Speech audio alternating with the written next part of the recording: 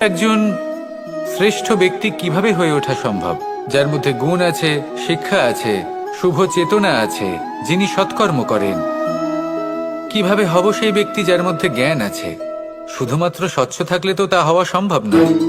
প্রথমে আপনাকে বুঝতে হবে যে মানুষের মধ্যে চারটি মূল তত্ত্ব আছে।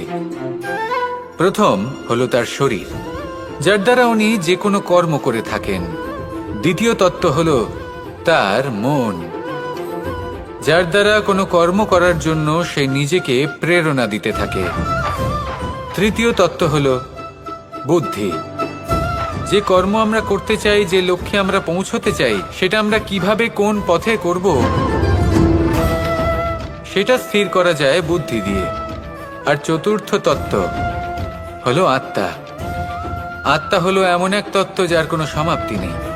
আত্মা হলো অজয়। কিন্তু এরও শুদ্ধিকরণের প্রয়োজন হয়। এই চারটি তত্ত্বের শুদ্ধিকরণ করতে থাকুন, এদের নির্মল রাখুন, শুদ্ধ রাখুন। এবং এটা কিভাবে হবে? শুভ চেতনা দ্বারা, জ্ঞানের দ্বারা, এবং সব থেকে বেশি গুরুত্বপূর্ণ প্রেমের দ্বারা।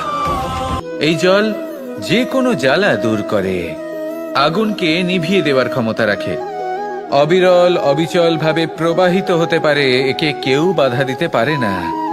এই জল হলো মহান, আর এর একটা মহান গুণ আছে, এর নিজস্ব কোনো রং নেই। কিন্তু যখন মেঘ থেকে বৃষ্টিরূপে পৃথিবীতে ঝরে পড়ে, তখন সমস্ত সংসারকে রঙিন করে তোলে। যেখানে খরা হয়েছে সেখানে শ্যামল করে তোলে। যে স্থান শ্যামল, সেখানে ভিন্ন ভিন্ন প্রকারের পুষ্প ফুটিয়ে তোলে। এই জল, এই জলের মতন আমাদের হতে হবে। ওর যেমন কোনো রং